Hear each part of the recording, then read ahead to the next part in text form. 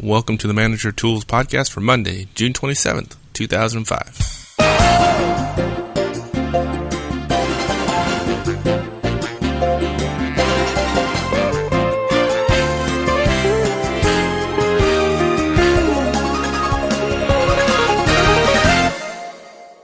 Hi, my name is Michael Ozin, and I'll be your host for today's show. Again, welcome to the Manager Tools Podcast. Manager Tools is a new weekly podcast focused on helping you become a more effective manager and leader. If you're tired of a lot of management theory and would rather learn specific actions you can take today to improve your management performance, we think you'll enjoy the Manager Tools Podcast. Along with my good friend and business partner, Mark Horstman, each week we'll be talking about new tools and easy techniques you can use to help achieve your management and career objectives. Again, welcome. Let's get on to the show. Hey, Mark, how are you? I'm good, Mike. How are you? I'm doing great. Good. Hey, we've been talking for a while about doing these podcasts around leadership and management topics. Yep. The idea of kind of helping people through the challenges that new and even experienced managers have. Right.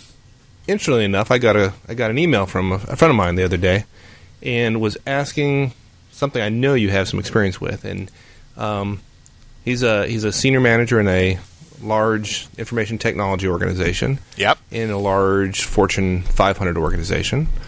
And he is, and I know him personally, I used to work with him some time back. He's an absolute genius when it comes to technology. He is very, very good. So it's, surprising in some ways, but not so surprising as I think you'll quickly get to what I think the issue is, but he is having problems in terms of his effectiveness. Yeah. He has lots of ideas. He's been responsible for a number of great ideas that have really contributed to the bottom line, but he's kind of at a stage in his career now where he's got 60 people or so working for him. He's got a relatively significant piece of the organization that can influence business. Right. He's moved into a space where he's dealing with customers and directly with the marketing organization that really kind of runs this company. Right. But he's been unable to get a lot of his ideas adopted, and had asked me to kind of help him a little bit with that. Right. I see it all the time. Yeah, it's classic, Mike. The smartest guy in the room is almost always the one that's also the most frustrated. Partially because they've been that way all their life, but they're so smart, they're ahead of everybody. But that's not the issue. The issue is they're playing the wrong game. All the IT smarts in the world, or for that matter, legal smarts or logistical smarts or HR smarts in the world, will get you nowhere, and even less than nowhere if you're arrogant about it. Because unfortunately, the job in corporate America is working with other people. And as the old joke goes, I'm glad you like working with people because all the jobs working with dogs and trees in our company are taken. Experts, the more expert you get, and in the top 10% of the expertise, you take all the people in your organization, the 10% that are smartest in a technical area, I would predict 90% of them are going to be noticeably less effective than what most people would guess, because they have spent all of their time, or the vast majority of their time, becoming technical experts, and they have disregarded, to their own detriment, the people skills piece. Well, that's not surprising. I mean, up until this point in his career, he's been promoted many, many times, but largely based on his technical expertise. Sure. I don't think anybody's ever promoted him based on his relationship expertise. And certainly in organizations, there are some places you can get into a technical fellow role where, we actually encourage curmudgeons to be a technical fellow. But that's supposed to be. Yeah, that's not what he wants to do. That's not what he wants to do. Yeah, you have to be so good that you have to fight through all the years of irritating everybody all the time. And probably his career will stall at some point unless he gets to that exalted level. And it's just a much harder road without solid people skills. And you know what? Nobody hires IT people and looks for that. The interviews are all technical. So it's not, the IT folks are only partially responsible. The organization shares a lot of the blame as well for looking for particular skills, advertising for particular skills, and hiring immediately when somebody has the skills without putting them through a set of tests or interviews to make them see whether or not they fit in. Yeah, we talked a little bit about, this. I think we've both seen this occur before, so this is not any news. So I talked to him a little bit about that, and he expressed a lot of discomfort with the idea that somehow his career that's gone so well, so far gone so well, that it somehow be related to or dependent upon a skill that he's never developed. And one, he doesn't feel like he has any expertise there, and two, he just feels very, very uncomfortable. He's somewhat of an introvert. Doesn't he likes to read books. He's not the one that's going to parties on the weekends. He's the one that's sitting in a room reading a good book and thinking about what he's going to bring to work the next work day. Right. And I see these folks all the time, and what I often tell them is, you're fortunate that you're smart. Because if you have the ability to understand this IT stuff, you have the ability to understand the people equation. And so once they put their mind to it, and that's the big issue, will they choose to or not? Once they put their mind to it, they're quick to understand what the issues are, and they're on a fairly steep learning curve, and as soon as they start behaving in slightly different ways, they learn very quickly from their own behavior, they change their behavior, and they start getting results. If you can get somebody past the, I don't want to do it because I've never done it before and I'm afraid of failing, because over here in IT I'm really smart, if you can get them past that first moment of hesitation, they're smart enough. If they're experts, they're smart enough to figure it out and get some quick wins, and then say, okay, I'm really going to be good at this. And you don't have to be salesman of the year. You simply have to reduce the negative impact of your lack of relationship building skills. You need to reduce that impact on the negative impact on project success. Okay, so what does he have to do? I mean, I know another person who understands. Now, this person understands the fact that you have to have good relationships. Right. And he thinks he does. And the fact of the matter is, he doesn't. He's another technology guy, and he is awful. Nobody wants to talk. I mean, so obviously, just knowing that you have to have the ability to create relationships is not important enough. There must be very specific things you can do to create a relationship. Yes. Yeah. All right. Well, first of all, let's go back and let's cover some simple bases that people often ask me about. I get these questions all the time. Okay. So do I need to do, I'm young, I'm struggling a little bit, or I'm in the middle of my career, I'm struggling a little bit. What do I do? Well, the first thing I got to tell you, the first key piece of advice is more technical training is not the answer. Okay. Now, there is a certain amount of technical training that you've got to get. You've got to stay current. But I would encourage virtually every single IT person who is hearing this podcast to right now to say the next training you should take should be in soft skills. You're going to get plenty of budget opportunities to take hard skills stuff. They're going to be a new project, and they're going to give it to you. So first thing, spend some time on the soft skills. It's not very expensive, and it can pay you real dividends. Okay, what can he do? Before I answer that, I just want to make a case. I want to help people remember why this is so. And so I'm going to say something very basic that probably some of them have heard before. There's a number of different ways of looking at it. But most IT people, and again, and remember, this applies to lawyers, it'll apply to logisticians, it'll apply to HR people, it'll apply to anybody in an internal support role in a large organization. IT happens to be in the news lately because of the technology boom of the last 20 years thanks to PC, but for the most part, this applies to any internal service provider. And that is, there are three types of power in an organization. There are only three. You can slice it a bunch of different ways. In fact, some of the models even suggest attractiveness has something to do with it. And that's included in my model as well. But there are basically three types of power. Everybody knows what the first one is, and that's role power. Look, if you're a VP, you outrank a director, and if the VP doesn't want to do what the director wants to do, the VP gets his or her way. Okay? Pretty simple. The second one is expertise. That's where the IT folks rule, or the lawyers rule, right? And the third one is relationship power. Oftentimes, relationship power is called influence, but actually, real power is pretty rare in organizations, other than using it purely to fire or hire somebody. So we got three ways to influence the organization: using your role, using your expertise, or using your relationships, leveraging your relationships. Here's the dirty little secret about that, Mike, that really ought to ring true with the IT folks who are struggling with this question all the time. And again, I get this question all the time. And that is, you are not going to change your positional power at all while you're in the organization unless you get promoted or demoted. Simple as that. If you're an IT manager or director, that is the amount of power you have. You know, if it's going to boil down to a power struggle, if you're looking at an executive director and you're only director, you're going to lose. Okay? You can't change your positional power as long as you're in the role you're in. Secondly, expertise. It's unlikely in any short period of time, 6 months, 9 months, a year, you're going to change your influence based on expertise. You are what you are. You know, maybe you'll learn an extra programming skill, or maybe you'll learn an ability to do something on the web or design or something like that. But that's unlikely. Expertise, generally there's some sort of threshold of beginner ability.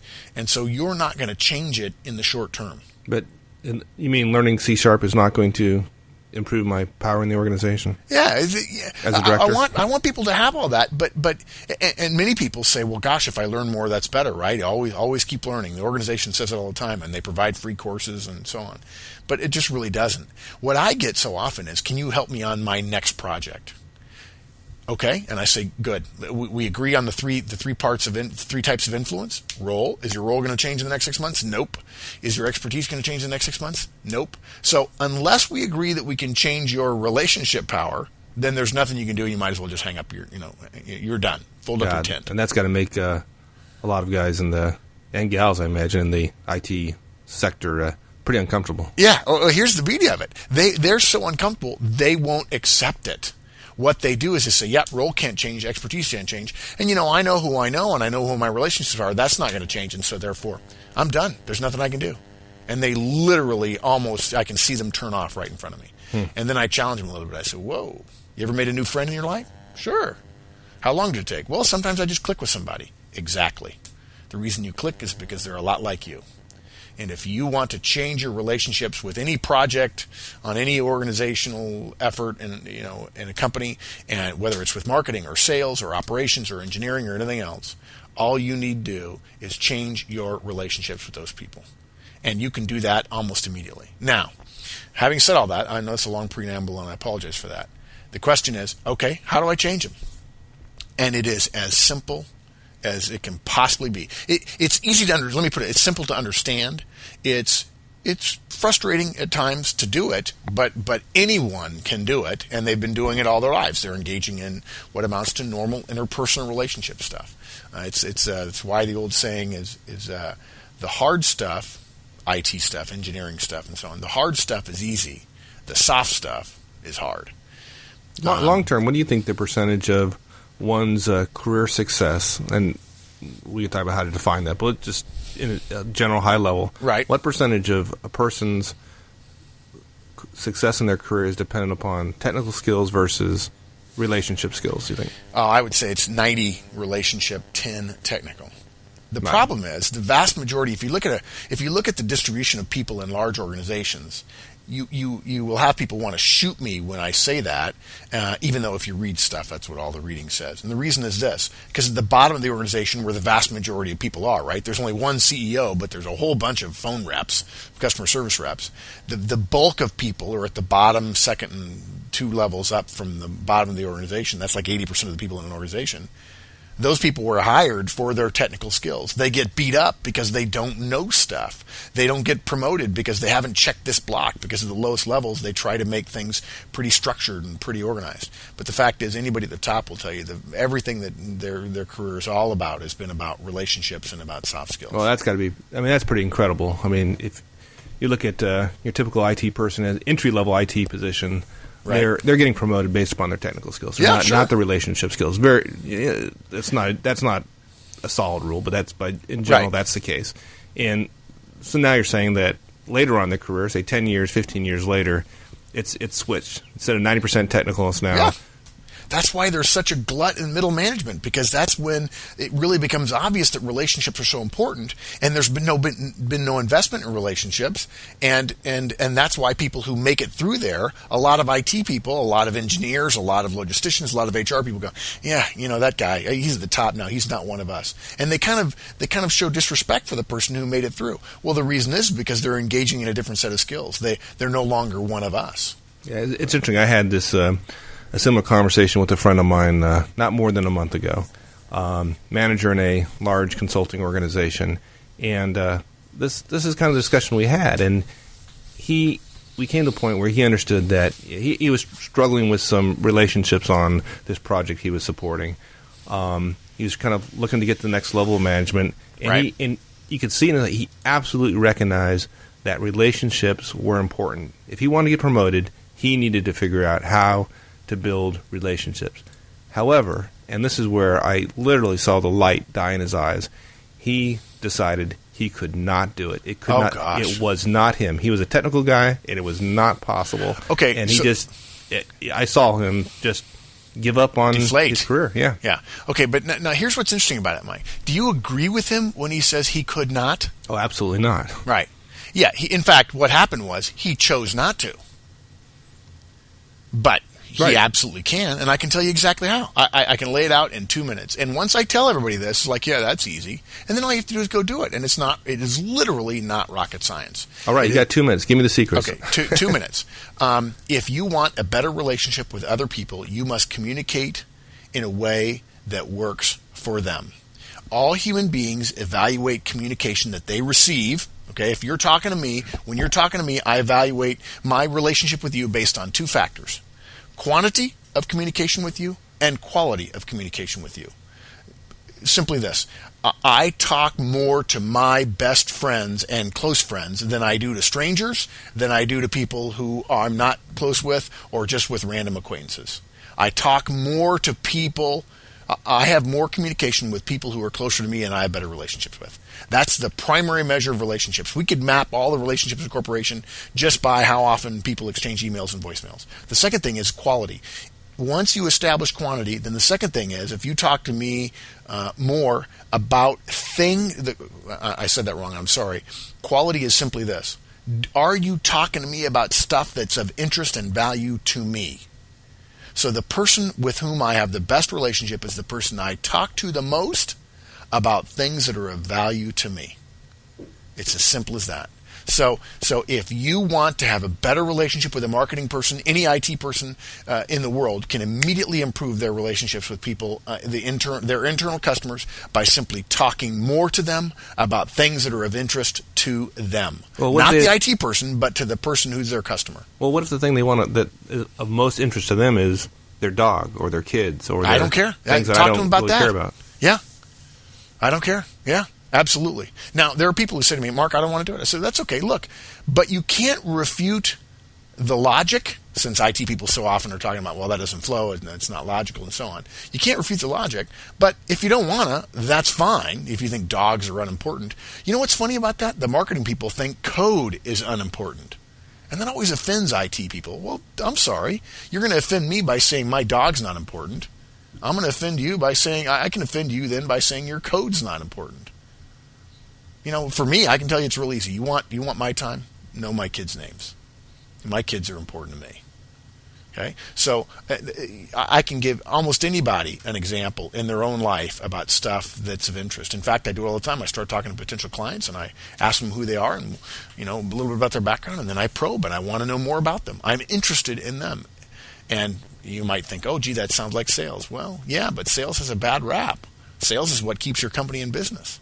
It's as simple as talking to your internal customer more often about things that are of interest to them.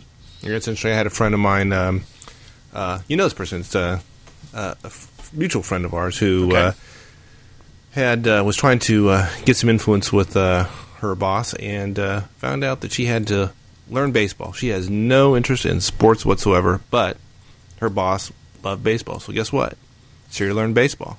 Yeah. She didn't call a home run a touchdown anymore, and things work better. Yeah.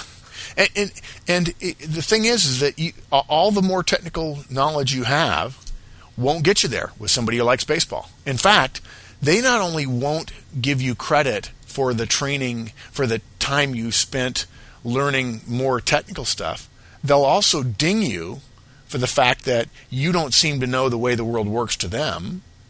You don't seem to care about them. Every hour you spend doing what you want is an hour you're spending not doing what they want. Right. So it's sort of a double whammy. Well, I'll tell you, the biggest challenge she had was really not learning baseball. That wasn't the issue. The one issue she had was realizing, deciding that it was okay to like baseball. She couldn't get through her head that it was important. Baseball was important to this person, and therefore, to be effective on her job, she had to learn to how to communicate with this person about something they were very passionate about. And her thoughts were, look at baseball has nothing whatsoever to do with business. It has nothing to do with technology. It has no place in the business. And I tell you, it's that decision that she was going to focus on how to be effective versus how to be right. Yes. Was the critical turning point for her. I'm not surprised. I'll give you a perfect example, a little vignette. Project meeting, kickoff project meeting. Not a big kickoff event, but a project meeting, first meeting. A bunch of, we're going to use example of marketing because they're so different from IT people. We're going to use 5 marketing people coming in with a couple of project managers, project manager, a director, and a couple of technical folks. So 5 IT people. We're kicking off a new web page functionality project. The first thing the IT people do, normally what I see is they all kind of go in at the same time. They're waiting around for something, and they all go in and they all sit down on one side of the table. That's grossly ineffective. The first thing IT people should do is walk in the room, make eye contact with anyone else who's not IT, walk up, shake their hand, introduce themselves. Hi, I'm Mark. It's nice to meet you. If you don't know them, I'm sorry, and I didn't get your name. And tell me, who do you work for? And you can write these down. People can write these down. Who do you work for? Who are your peers? Tell me about what you do for the organization. Okay? And then almost always natural segues into, and where do you live? You know, if I was in D.C., where you live, I'm in Texas, but if I was in D.C., I'd say, where do you live? And they'd say Burke. I'd say, oh, well, I happen to have a friend who lives in Burke. Or, I live in Vienna. Oh, okay, I know somebody in Vienna. These are not natural questions for many, many IT people who tend to focus more on the technical stuff, but they work. And what you're looking for is common ground. So I make eye contact, I shake hands, which we can teach separately, obviously, and then I sit next to a marketing person. And I then spend time in the meeting learning about them when there are breaks in the meeting. Say, well, hey, I've not worked with you before. How long have you been with the company? What's your background? Is this your first project? What do you know? What have you heard? Boy, that's interesting. Here's what I've heard. Yeah, I'm worried about this, or I'm worried about that. Yeah, I'd guess that's probably not the normal conversation between marketing and IT folks. Having experienced it for decades. Have you ever seen that happen? Yeah, I have seen it happen, absolutely. But Good. And the people that it happens with are typically the ones that are the most effective. Those are the ones that are whose ideas are accepted. They're the ones that are invited into the key meetings where the business is developing strategy, and they're the ones getting promoted because the president of the company is telling the CIO, hey, Joe's a good dude. Yeah, I like him. Well, he's not the smartest guy I got. I don't care. I like him. I'd rather work with people I like. I'll give you a good example, good sort of data point. At the end of a meeting where you have 4 IT people sitting on one side of the table and one IT guy on the other side of the table, shaking hands, doing a little bit of glad handing, a little bit of schmoozing maybe. Some of the IT people are going like, oh man, who's that? I don't like him terribly much. His behavior is different than our normal stuff. At the end of the meeting, who are the marketing people going to say is the smartest IT guy in the room? Well, the ones that were doing the glad handing, for sure. Yeah, the one guy who's doing the glad handing is going to be perceived as smart. Why? Because that's what marketing people like. Yeah. If you're an American and you don't speak French, no Frenchman is going to think you're smart. If you speak French, you're going to be the smartest American in your group in France. So if you're supporting marketing, you should speak marketing, and that means friendly, outgoing. Now, you might say to yourself, well, gee, what if we're supporting the engineering organization? Well, it's probably a little bit easier there, but you'd still want to talk about engineering or about what they're doing on the project rather than what you're doing on the project. Because all the technical stuff will always come out. There's no way that a major corporation can buy today without technical. Yeah, no doubt. Yeah. So what else? What else can they do? Is there any particular behaviors around? I don't know, email, for example. Yes, of course. And we could spend hours talking about really subtle things about email. We probably need to figure out some way to make that available to people. But I'll give you again a good example. When I say that communication, it's got to be frequent. If I want to build a better relationship with somebody in marketing, my project counterpart, I'm going to communicate more frequently. When I come back from the meeting, I'm going to send an email every single time. Hey, thanks for your input. Here's what I heard. Even if I'm not the person who is supposed to be capturing all the notes or whatever, I'm going to send a note to each one. Not a broadcast to all four of them, maybe in the beginning, but after a while, I'm going to send an individual note. Hey, Bob, thanks a lot for your input. Really appreciate it. Glad we agreed on that. I'm sure we'll be able to work on this other thing, this project, this sub area Y. We'll be able to work that out and figure something out. I look forward to talking to you. And in my case, what I have found is very helpful is setting up the next meeting then. Even if there's a project meeting, if you think like a sub-meeting between you and one other person could solve a problem, setting it up within 24 hours is really, really helpful. But the key thing is emailing them right away. Now, what I will tell you is for many IT people, they love email. Most marketing people want voicemail. They like the fact that it's richer, there's more subtlety in the voice. And so all things being equal, if you're working for marketing, I would say send a voicemail. Go walk right back to your desk. It takes 2 seconds and leave a voicemail. Hey, Bob, this is Mark. Just wanted to tell you thanks. Now, if somebody once told me, hey, what if they pick up the phone? I said, well, we're not trying to avoid them. We're trying to create a relationship with them. Say, hey, listen, I thought I'd get your voicemail, but I just want to tell you, thanks. That was a good meeting. These projects sometimes are hard. Obviously, there are issues around budget and so on, but I really look forward to working with you. I just want to tell you this is going to go good, I think. Boy, people will eat that stuff up. That person will run an errand for you, will go the extra mile for you over and over and over again if you just put a little bit of time into it. Same thing, quick email saying, hey, how's it going?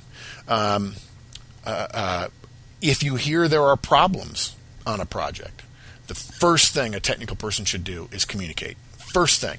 Don't try to solve the problem. Communicate about the problem with the customer. The customer really, before they want the problem solved, since for most people, most marketing people, as an example, they see what you do, what the technical person does, as a black box. So if you go walk into your black box and start solving the problem, they can't see inside the black box. They don't know what's being solved. If you tell them, hey, listen, I think we got a problem on this, and here's what we're thinking about doing, I'll keep you posted, and I'll let you know what's going to happen in 24 hours. Boy, the marketing people, all of a sudden, all of their issues go away.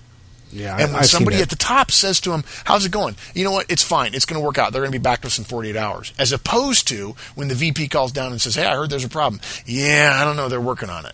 Yeah, I've seen that happen so many times where, a critical issue comes up. IT is working like crazy trying to solve it, but they're not communicating. Yeah. And so marketing, customer service, whoever, the user on the other side can only make one conclusion. Since they're not being communicated to, nothing is happening. Because that's what they do. They communicate. And so they're like saying, well, of course nothing's happening because you're not telling me anything that's happening. And since on Saturday and Sunday when we don't work, you don't tell me what's happening. And since I assume no work's getting done then, that if on Tuesday I don't hear from you, then I assume nothing's happening there either. Is it a bad assumption? Yes. Does it affect their conclusions about you? Yes, it does. Do you want to change their conclusions? Yes, you do. And that means the first rule for an expert, any expert, IT or legal or HR or anything else, the rule is communicate first.